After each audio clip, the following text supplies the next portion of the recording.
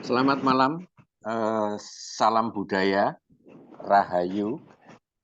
Rahayu. KCB atau Komunitas Cinta Budaya mengapresiasi pada para pelestari budaya, khususnya pelestarian keris yang tiada henti ya. Kemarin dari Jogja, kemudian ini sekarang dari Bandung. Malam ini saya mewakili Komunitas Cinta Budaya atau KCB mengucapkan terima kasih kepada semua yang telah menyumbangkan jiwa dan tenaga dalam rangka pelestarian keris Nusantara ya. Sobat-sobat budaya, dari Bandung menggeliat pelestarian tempa lipat besi yang tentunya akan harus dipertimbangkan lagi kata empu yang sangat keren dan adiluhung itu. Mungkin kata empu akan tetap menyertai identitas suatu budaya.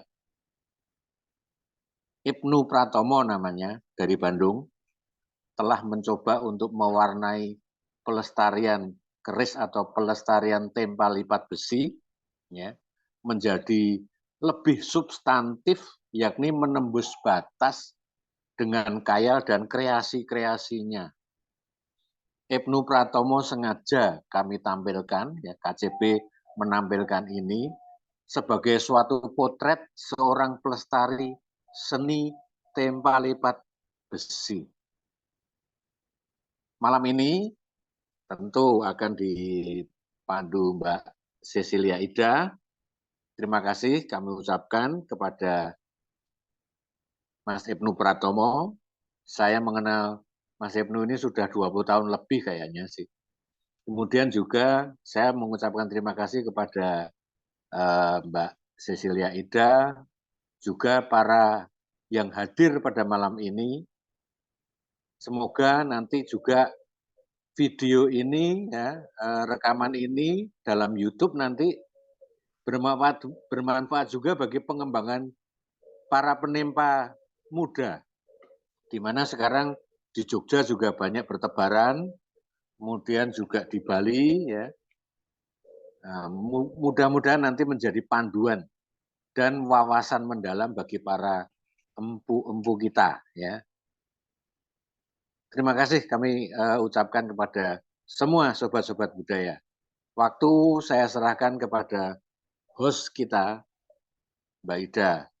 Dari Bali ini, Mbak Ida ini. Silahkan, Mbak.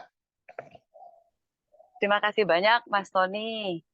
Saya sangat terhormat selalu mendapat kesempatan di komunitas cinta budaya ini. Jadi menambah pengkayaan saya pribadi ya, sebagai pribadi.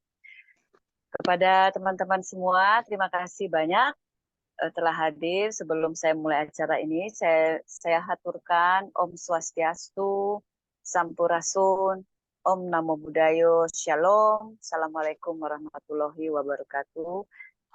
Saya harapkan semua kita dalam keadaan sehat, bugar, dan segala hal yang kita lakukan bermanfaat bagi banyak orang. Ya, sebelum saya memulai acara ini, mungkin sedikit saya coba bacakan ya latar belakang. Kang Ibnu, saya menyebut beliau seorang muda yang hari-harinya benar-benar mengabdikan keseluruhan dirinya untuk seni tempa lipat ini. Pendidikan formal beliau adalah dari Magister Seni, jurusan Seni Murni ITB. Kemudian di tahun itu di 2008. Ya, akademisnya cukup panjang beliau ini, tapi latar belakang beliau dalam proses penempaan menurut Kang Ibnu cukup panjang yang harus dilakukan dalam pembuatan beragam seni tempa lipat besi. Contohnya, sebelum seorang penempa itu menempa tempa lipat besi tersebut, ada upacara untuk menyampaikan nilai-nilai yang terkandung di dalam sebuah bila pusaka tersebut. Awalnya, menurut Kang Ibnu, ingin menunjukkan kecintaan, khususnya di bidang penempaan. Rasa cinta dari Ibnu Pratomo terhadap kebudayaan mengantarkan pria ini membentuk sebuah komunitas tempa di Bandung bersama beberapa kawannya. Pijar komunitas tempa Bandung menjadi identitas gunakan komunitas ini yang terbentuk pada 2012. Ibnu biasa menempa logam maupun besi untuk dijadikan sebuah bila pusaka dari Pijar. Ibnu dan kawan-kawan berusaha melestarikan dan menjaga aset negara yang merupakan peninggalan leluhur bangsa. Latar belakangnya adalah mencari atau menyaring anak muda yang bisa kita ajak untuk ikut melestarikan budaya penempaan ini. Maka hari ini komunitas Cinta Budaya dengan tema membangun generasi penempa muda bersama Kang Ibnu Pratomo. Waktu saya persilakan Kang Ibnu. Selamat malam. Terima kasih atas waktunya yang telah diberikan kepada saya. Cukup singkat ya, kemarin ya kita baru ketemu ngomongin mau bikin kelas dan lain-lain, terus tiba-tiba jadi ada obrolan todongan Zoom meeting ya. ini. Ya. Di sini malam ini saya tidak akan berbicara langsung tentang dunia kepustakaan secara spesifik. Mungkin kita akan lebih apa namanya ya, dibikin lebih luas dulu ke wilayah penempaan itu sendiri gitu. Kita topik tentang membangun generasi penempa muda. Mungkin bisa kita langsung aja kali ya. Di slide pertama ini kita langsung bicara tentang membangun generasi penempa muda. Mengapa ini penting gitu? Lalu penempa dan penempaan macam apakah yang akan kita bangun? Apakah secara tradisi ataupun modern? Nah, sebenarnya kata kuncinya di sini yang mau kita lakukan adalah pelestarian. Nah, kata pelestarian ini orang seringkali kalau menurut saya kita masih sering terjebak di wilayah menjaganya saja gitu, menjaga supaya misalnya artefak tidak hancur, artefak tidak hilang atau terjual keluar dan lain-lain yang semacam itu. Tapi pelestarian di sini kalau menurut saya adalah budaya yang kita jaga dan kita kembangkan. Di sini saya bicara tentang blacksmith is a dying profession. Kata-kata ini ternyata yang punya arti bahwa penempa itu adalah profesi yang sekarat ya, sudah semakin habis. Ini terutama di tahun-tahun awal saya menempa itu sangat susah gitu untuk mendapatkan informasi tentang penempaan saat itu ya. Mungkin karena memang saya juga belum terlalu into dengan apa namanya kegiatan ini, ataupun juga memang tidak semudah itu untuk mendapatkan informasinya. Nah, apa sih sebenarnya yang membuat profesi ini semakin punah gitu ya? Pertama, penghargaan, apresiasi masyarakat. Nah, dulu ada yang disebut dengan pu dan ada yang pandai biasa. Tentu ada satu jarak atau jurang dalam pemahaman saat ini bagaimana empu dan pandai biasa itu seperti apa gitu kan. Lalu anggap saja kita belum bicara dulu tentang empu lah ya. Kita bicara tentang pandai yang biasa. Nah, pandai yang biasa itu mungkin kalau kita tahu ya pandai-pandai tradisional yang ada itu rata-rata membuat golok, pacul, ya kebutuhan alat-alat tani ya. Nah, di sini tuh menariknya seperti ini ya. Pasar menginginkan harga yang murah, pasar atau publik atau umum lah ya. Sementara di sisi lain juga apa yang membangun menjadi kepinginnya murah, mungkin daya beli dan lain-lain, tapi juga ada banjir produk murah atau produk-produk yang pabrikasi. Lalu di sana membuat harga itu menjadi sangat murah, kualitas yang umum sendiri tidak paham seperti apa itu, lalu akhirnya membuat satu paradigma berpikir di para pandai biasa atau disebut mungkin rata-rata disebut sebagai para pengrajin lah ya. Ini menjadi banting harga gitu. Dan banting harga ini diikuti oleh pengrajin yang lainnya atau diikuti oleh pandai yang lainnya. Artinya menjadi saling banting harga. Eh, ini yang pada akhirnya menyebabkan taraf ekonomi yang apa ya, mungkin disebutnya tidak stabil mungkin ya. Nah, dari sinilah yang kemudian kita mendapatkan apa yang disebut dengan alih profesi, di mana misalnya si bapaknya ada seorang penempa, dia akan menyarankan anaknya untuk ya udah kamu sekolah aja, lalu nanti bekerja, misalnya di supermarket, di kantor dan lain-lain. Artinya ya menjadi pegawai, tidak lagi menjadi seorang pandai.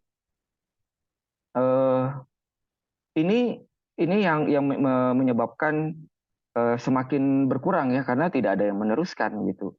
Di Bandung juga, daerah Lembang kita juga kenal ada beberapa tempat yang akhirnya tidak dilanjutkan lagi, peralatan dijual dan lain-lain semacam itu.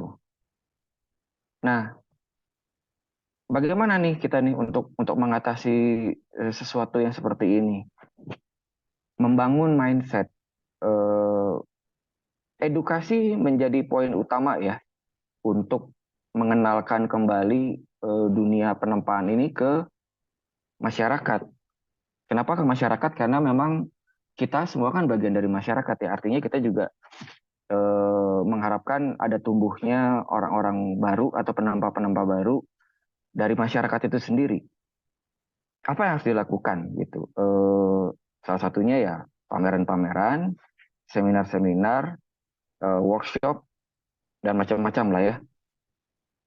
Nah, kalau yang saya lihat, contoh misalnya di dunia perkerisan gitu, saya mengikuti dunia perkerisan dari tahun 2008 lah kurang lebih ya. 2000 dari 2005. Nah, saya melihat keris ini sangat eksklusif ya. Ceruknya sempit. Dia hanya difahami oleh orang-orang keris itu sendiri. Dan ini menjadi salah satu kendala yang saya lihat.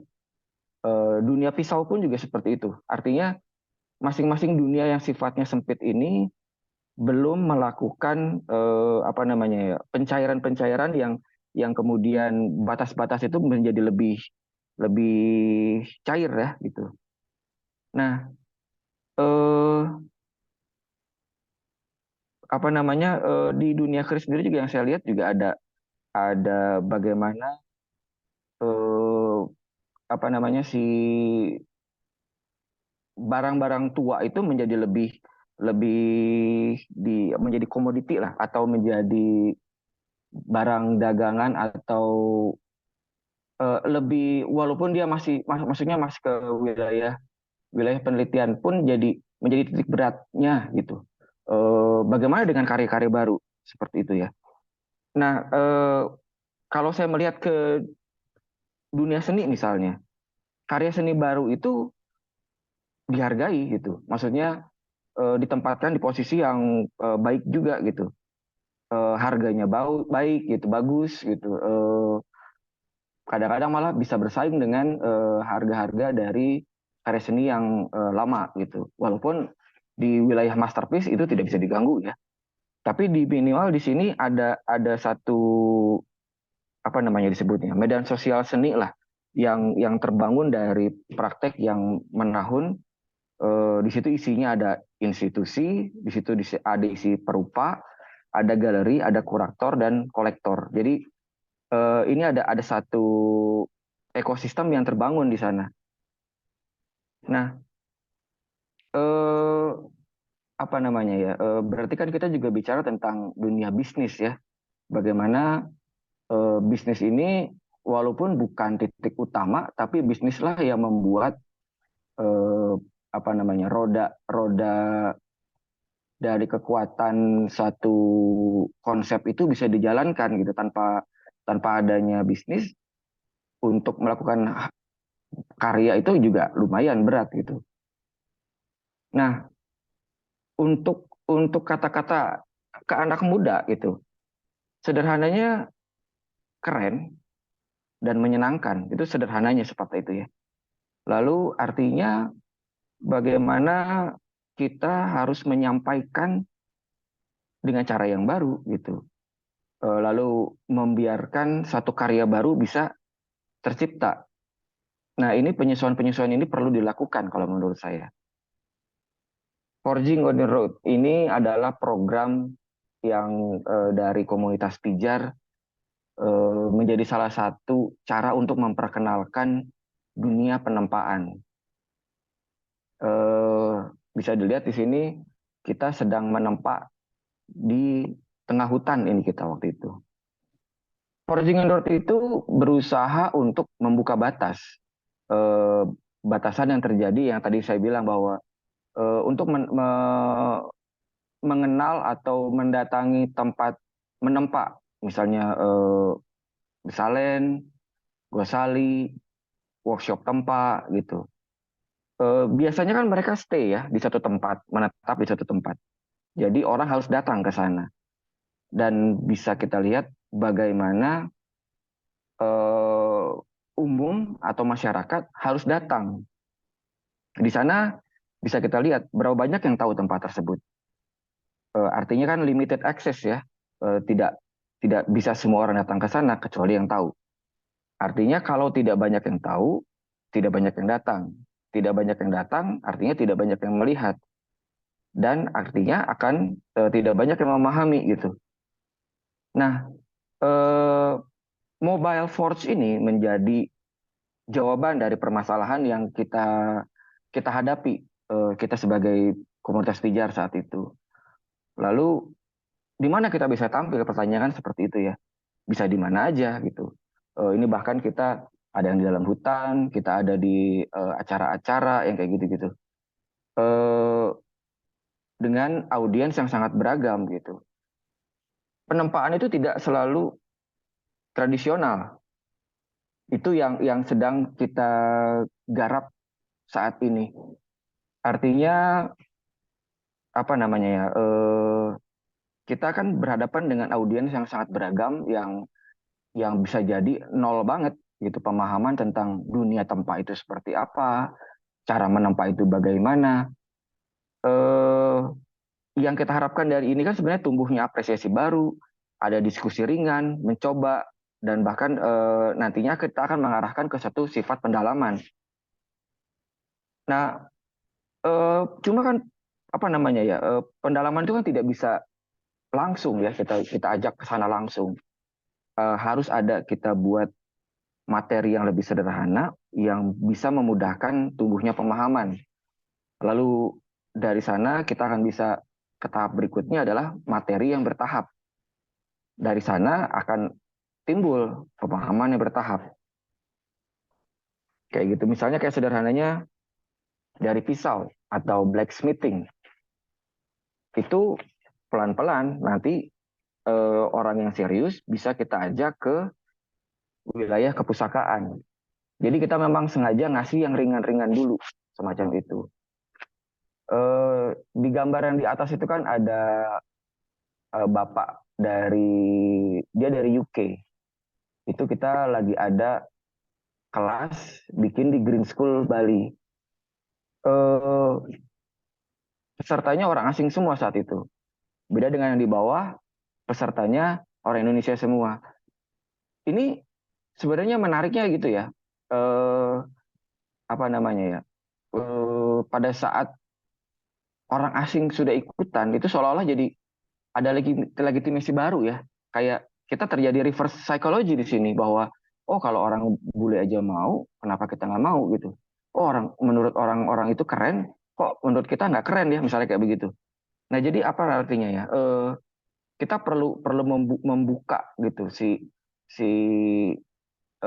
cara berpikir yang baru ke masyarakat bahwa menempa itu sesuatu yang keren. Selain dari ada kelas, kita juga dari Pijar itu melakukan kolaborasi. Jadi yang tadi itu kan apa namanya ya, kelas langsung orang belajar, ada pemahaman yang kita bangun. Lalu di sisi yang lain kita juga berusaha untuk mengembangkan ini ke berbagai bidang sebenarnya. Macam memperkenalkan ini melalui berbagai bidang. Kayak ini kita pernah performance gitu ya, bareng dengan ahli tari. Eh, Waktu itu dia sedang pengolahan, ini habis lulus dari S2-nya, lalu ada dia diminta untuk tampil di Indonesian Dance Festival. Lalu kita di sana diajak untuk turut serta berkolaborasi. Lalu yang di sebelahnya lagi itu kita tampil di acara-acara budaya. Nah, ini ada dua dunia yang sangat berbeda. Yang satu performance itu lebih ke wilayah seni, yang acara budaya lebih ke wilayah tradisi. Eh, kita berusaha untuk berpijak ke semuanya gitu supaya kita tidak terlalu terbatas gitu. Jadi tidak melulu bahwa oh kita menempa berarti kita harus selalu di wilayah budaya yang sifatnya tradisional. Tapi kalau buat kita budaya itu kan tidak hanya tradisional ya, tapi budaya itu kan lebih luas lagi. Budaya yang lebih modern itu ada. Modern itu kita bicara rentang waktu yang kekinian lah, anggap bahasanya mungkin lebih ringannya seperti itu ya. Lalu di sini kita juga melakukan kolaborasi dengan musisi. Mungkin dari teman-teman ada yang pernah dengar Vicky Mono, dia dulu vokalis dari Burger Kill. Lalu setelah dia tidak di Burger Kill, dia melakukan apa namanya eksplorasi-eksplorasi musik dan salah satunya ini transhegemoni. Dia membuat satu lagu yang bertemakan kepedulian dia terhadap budaya, terhadap bangsa. Lalu dia mengajak kita untuk bersama-sama gitu, untuk membuat satu karya. Dia melalui musik, kita melalui penempaan. Hasilnya di sini ada dua ya. Yang satu karya tempa yang kemudian akan dijadikan ikon. Kita sedang merencanakan untuk dipamerkan. Satunya lagi video musik. Nah yang satunya lagi ini kita bekerja sama dengan The Blues Traveler. Ini Atir, namanya Atir ya. Dia vokalis dari Speaker First. Mungkin kalau di Indonesia orang nggak banyak yang kenal Speaker First, tapi dia lebih sering main di US sama di Eropa dia. Jadi maksudnya apa sih? Kenapa sih gitu orang nampak apa hubungannya dengan musik gitu kan? Memang tidak ada hubungannya langsung. Cuma untuk kita ini adalah salah satu corong untuk kita lebih dikenal kepada masyarakat yang lebih luas lagi. Karena kita tahu bahwa orang-orang ini adalah orang-orang yang punya influence di kalangan anak-anak muda. Nah, ini pisau yang ditempa di hutan. Pertama kali kita ke hutan, ini salah satu pisau yang ditempa di sana. Ini karya saya. Ini ditempa di wilayah Curug Layung ke atas itu di dekat tempat latihan Kopassus saat itu. Nah, ini kita mengangkat tentang temanya Indonesian Blade. Mungkin kalau teman-teman sudah pernah dengar ada komunitas Indonesian Blade, ini bukan itu. Maksudnya Indonesian Blade itu bicara tentang bilah Indonesia. Jadi ini dulu terinspirasi dari satu latar belakang pemikiran yang apa sih yang disebut dengan bilah Indonesia? Apakah bilah Indonesia itu adalah bilah yang dibuat oleh orang Indonesia, bentuknya apapun, bentuknya Bowie, bentuknya kukri atau apa, atau bilah yang dimiliki orang Indonesia, atau bilah yang dibuat di Indonesia gitu. Nah, dari situ ada pemahaman lebih lanjut bahwa Indonesia itu dari tahun 1945. Lalu apa yang disebut dengan bilah Indonesia? Apakah semacam keris atau rencong atau badik? Itu bilah Indonesia bukan? Seperti itu. Jadi ada pemahaman yang coba kita bangun bahwa itu adalah bilah-bilah warisan dari para leluhur. Lalu di era Indonesia, era kita sekarang ini, ada tidak bilah yang kita usahakan untuk lahir sebagai buah pemikiran dari anak-anak bangsa Indonesia yang notabene-nya dari 1945 ke sini gitu. Ini konsepnya ke sana pada saat kita mengangkat bilah Indonesia. Tentang adventure chef knife gitu. Jadi bagaimana saat itu kita sering melihat adanya apa namanya para chef atau juru masak atau ahli-ahli masak ini mulai apa namanya memasak di luar dari dapur atau di luar dari studio rekaman yang ada di dapur juga sebenarnya. Lalu kemudian mereka memasak itu di alam gitu kan. Cuma yang kita perhatikan pisau yang mereka pakai masih pabrikan gitu. Jadi rasanya belum alam ya gitu. Mereka berusaha untuk keluar tapi masih ada beberapa hal yang menurut saya basic yaitu pisau itu sendiri ya. Nah, kita melihat bahwa bagaimana ya kalau misalnya seorang chef dia melakukan perjalanan ke alam, dia hiking, dia melakukan adventure. Nah, bagaimana seharusnya misalnya adventure chef knife itu terjadi itu misalnya.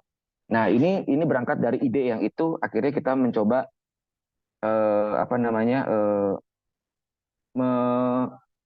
mewujudkan lah konsep itu. Jadi bisa kita pahami bahwa bagaimana setiap kali kita masuk ke suatu ranah yang baru, kita harus beradaptasi dengan keilmuan yang baru juga. Di sana akan timbul kerangka berpikir yang baru gitu. Di sini kita juga berusaha masuk ke ranah anak-anak muda ya. Seperti yang tadi kan chef-chef juga itu chef-chef muda kebanyakan ya yang melakukan masak di luar itu. Jadi ini pun dengan dunia otomotif kita juga melakukan hal seperti itu. Jadi dari bagian-bagian motor, di bagian sasisnya, di beberapa apa namanya footstep, lalu ada bagian-bagian kayak tangkinya. Yang digambarin di tengah ini adalah gas cap ya atau tutup tangki. Ini kita tempa menggunakan pamor. Lalu yang di sebelahnya lagi itu ada mobil yang menjadi tugas akhir dari mahasiswi Kria Tekstil namanya Eldin. Ini dengan penempaan juga gitu. Lalu bisa kita bayangkan bagaimana sebenarnya kita dituntut untuk apa namanya ya memahami ya minimal sebagian kecil atau bukan sebagian kecil ya, tapi minimal kita harus paham gitu tentang otomotif gitu karena ada perbedaan fungsi ya, cara menggunakan gitu. Sehingga kita harus paham dengan apa itu disebut dengan struktur misalnya mobil atau motor, apakah yang kita tempa ini yang akan diletakkan menjadi bagian dari otomotif tersebut aman gitu. Tidak hanya oke, kita tempa aneh ya gitu atau oh cakep ya bagus gitu. Tapi kalau tidak aman artinya juga akan berbahaya karena ini akan dikendarai. Apalagi kayak misalnya di sebelah motor itu yang sebelah kanan ini kan ini 1100 cc. Artinya dengan tenaga sebesar itu pada saat digunakan dengan kecepatan tertentu, getaran, ada guncangan dan lain-lain itu tidak akan ada masalah. Makanya kita harus paham dengan itu. Penempa itu keren. Ini legek ya kalau bahasa Sunda. Legek itu sombong gitu. Tapi sebenarnya bukan sombong yang mau kita angkat itu, tapi lebih ke arah bagaimana seorang penempa itu punya pride, punya kebanggaan gitu. Kita bangga bahwa kita menjadi seorang penempa. Dan ya untuk anak-anak muda itu kata kunci utamanya itu keren. Artinya kalau kita mau membuat mereka melirik dunia blacksmith atau dunia bladesmith atau dunia penempaan puncak-puncaknya sampai ke dunia empu harus menarik dulu ya. Eh, Apa namanya ya? Harus kelihatan keren dulu. Itu sebagai pancingan awal gitu. Nah, ini keren itu kan tidak hanya sekedar tampil atau penampilannya, tapi juga di mana kita tampil. Kebetulan yang digambar ini saya di akhir tahun berkesempatan untuk bicara di TED Talk ya, di TEDx yang ada di Jakarta. Untuk kalangan tertentu ini dianggap sebagai sesuatu yang punya prestis ya. Eh, Apa namanya ya?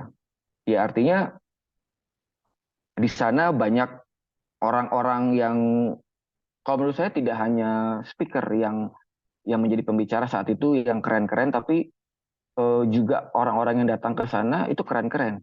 Mereka orang-orang yang haus dengan ilmu, orang yang haus dengan pengalaman, dan bahkan haus dengan berbagi pengalaman dan ilmu yang mereka punya. Jadi di acara itu selain dari ada pembicara, kita juga ada sesi, kita bisa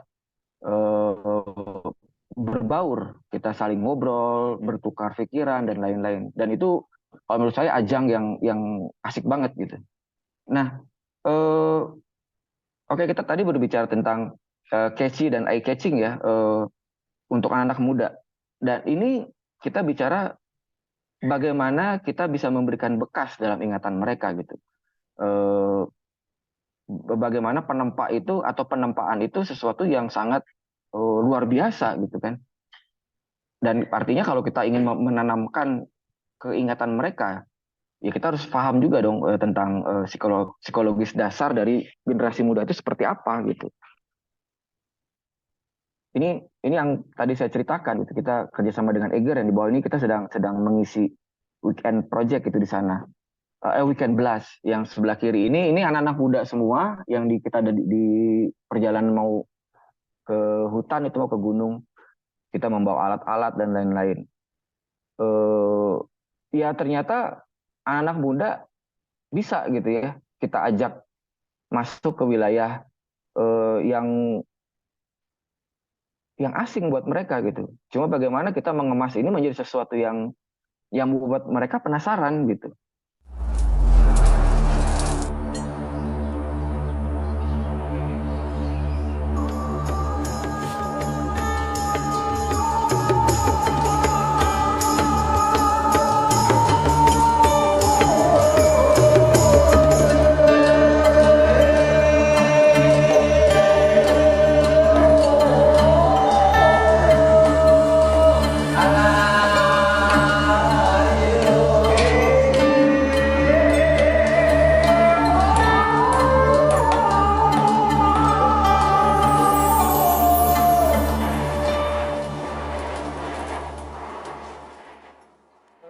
Bicara tentang kekinian gitu.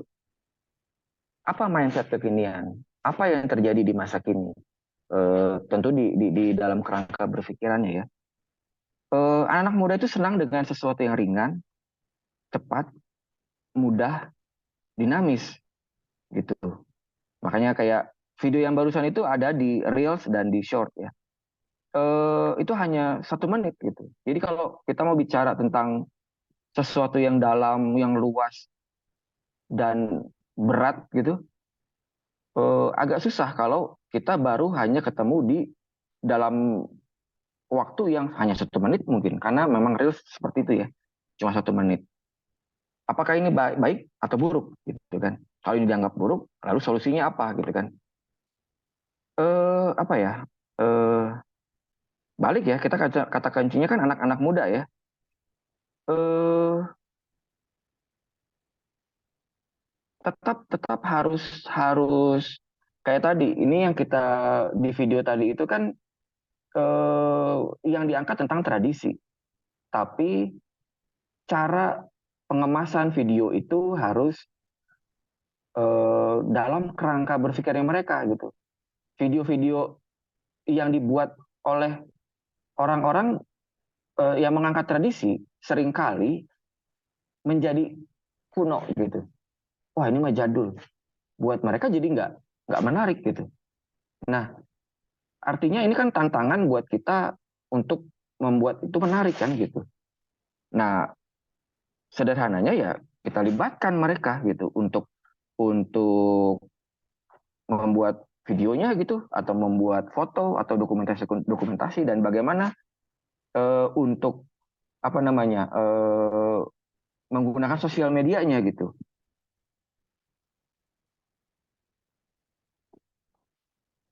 Jadi apa ya anak-anak muda ini kan senang dengan apa yang disebut dengan self improvement ya. Oh itu kan bahasa-bahasa zaman sekarang ya. Self improvement bagaimana mereka melakukan suatu kegiatan lalu mendapatkan apa namanya peningkatan diri seperti itu ya. Lalu si sosial media ini mereka menggunakan untuk eksistensi diri, lalu pengakuan dari publik gitu. Ini kan sesuatu yang apa ya? Kalau kita anggap ini remeh ya bisa jadi remeh. Tapi inilah yang terjadi di masa yang sekarang gitu. Lalu ya kita harus bagaimana gitu kan?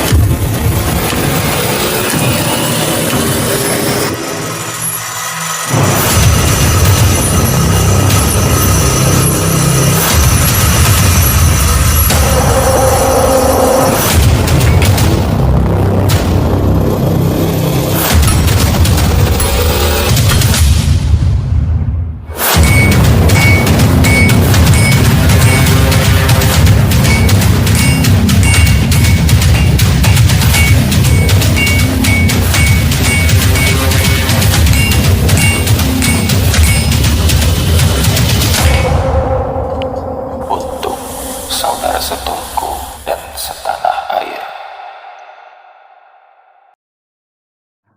Ekspedisi Menempa Indonesia ini adalah program yang mau kita jalankan. Kita berencana untuk melakukan penelitian pendataan dari mulai ada 7 titik. Jadi kita mulai dari Baduy, nanti kita akan berakhir di Madura. Lalu di antaranya itu ada Solo, ada Jogja, dan beberapa titik yang lainnya. Nah, video pun kita buat seperti itu ya. Maksudnya mungkin untuk beberapa orang melihat, emang menempa harusnya kayak begitu. Kalau secara tradisi kan nggak begitu. Mungkin bisa jadi ada kata-kata seperti itu. Cuma kita balik lagi nih, bahwa yang kita tuju adalah anak-anak muda. Dan bagaimana anak-anak muda itu mau melakukan sesuatu itu atas dasar ketertarikan. Dan bagaimana kita membuat mereka tertarik. Sederhananya seperti itu. Tapi sebelum saya mengucapkan hatur nuhun, jadi ada dua agenda lagi yang mau kita lakukan adalah kita mau berpameran di Jepang, itu judulnya Indonesia Japan Friendship Exhibition. Saya akan membuat karya yang menggunakan tekniknya blacksmith gitu, atau kalau di luar disebutnya blacksmith art ya. Jadi aplikasi penempaan dan seni tempa lipat ke wilayah seni gitu. Dan satu lagi kita juga ditunggu di US untuk bicara di Bladesmith Symposium. Jadi di sana Bladesmith ini khusus ke wilayah pisau ya, dan terutama di wilayah knife art nantinya di puncak-puncaknya, yang pisau-pisau yang untuk digunakan secara sehari-hari juga ada di sana. Cuma tetap penggayaannya dan kekaryaannya juga baik gitu. Nah dan yang lucunya lagi di Jepang dan US ini kedua-duanya minta supaya saya bicara tentang cultural exchange ya, tentang kita diajak untuk bertukar budaya di sana. Dan topik yang diharapkan ini adalah warisan Nusantara gitu. Ini menurut saya ya lucu juga ya, maksudnya bagaimana dua tempat yang sangat berbeda jauh lalu yang diminta sama gitu. Artinya kalau buat saya ini jadi suatu pertanda ya, bagaimana kita mau mengangkat warisan leluhur dan mengembangkannya lagi gitu. Dan bagaimana kita akan mengembangkan ini, menurut saya ini yang harus kita cari sama-sama dan bekerja sama dengan berbagai macam bidang, dengan siapapun gitu. Sehingga seni tempat Nusantara bisa tetap lestari. Hatur nuhun. Terima kasih banyak hatur nuhun Kang Ibnu. Jadi ternyata benar kata pepatah, tak kenal kata sayang. Maka ini tantangan para pelaku seni Tempalipat Besi untuk bagaimana membaca perspektif anak muda dalam menanggapi peninggalan-peninggalan leluhur kita. Jadi bisa mengemas pengetahuan seni Tempalipat Besi ini tanpa menghilangkan nilai-nilai dasarnya agar menarik para kaum muda saat ini. Sehingga penempa keren itu bisa terwujud. Kira-kira demikian ya Kang Ibnu. Terima kasih banyak saudara serta Bapak Ibu sekalian yang telah hadir. Sebelum saya kembalikan ke Mas Tony, saya haturkan Om Swastiastu, Sampurasun. Assalamualaikum warahmatullahi. Semoga semua kita sehat, tetap bermanfaat untuk banyak orang. Amin, amin. Terima kasih Kang Ibnu Pratomo, juga terima kasih Mbak Ida. Suatu sajian yang menawarkan kepada para penempa muda mulai untuk berpikir terbuka, namun juga tetap dedikatif ya, bahwa penciptaan keris yang traditif memiliki suatu tantangan, yaitu masalah pasar, tadi sudah diutarakan dalam pemaparan, dan juga untuk bagaimana menarik minat masyarakatnya. Nah kemudian tadi juga disajikan foto-foto tentang besalen yang mobile ya. Ini juga merupakan satu hal yang menarik, sehingga sebetulnya besalen ini bisa mendekati masyarakatnya, juga di dalam hal seni bisa menjadi sebuah happening art. Nah, ini saya salut nih, happening art yang bisa disajikan dari kelompok penempa besi ya. Kolaborasi tadi juga saya lihat kolaborasi perlu dilakukan ya, memamerkan kreativitas agar pelestari keris tidak mengalami kemandekan dan juga tidak hanya mempertahankan seni tradisi ya. Generasi penempa muda silahkan memilih tawaran yang sangat bebas atau membenamkan pada keluhuran seni mutrani atau mereplikasi keris-keris sepuh saja. Yang saya lihat juga bahwa saya kira pemaparan dari Kang Ibnu Pratomo menjadi suatu wawasan baru yang bagaimana cara untuk menembus globalisasi dan kemerdekaan berkreasi.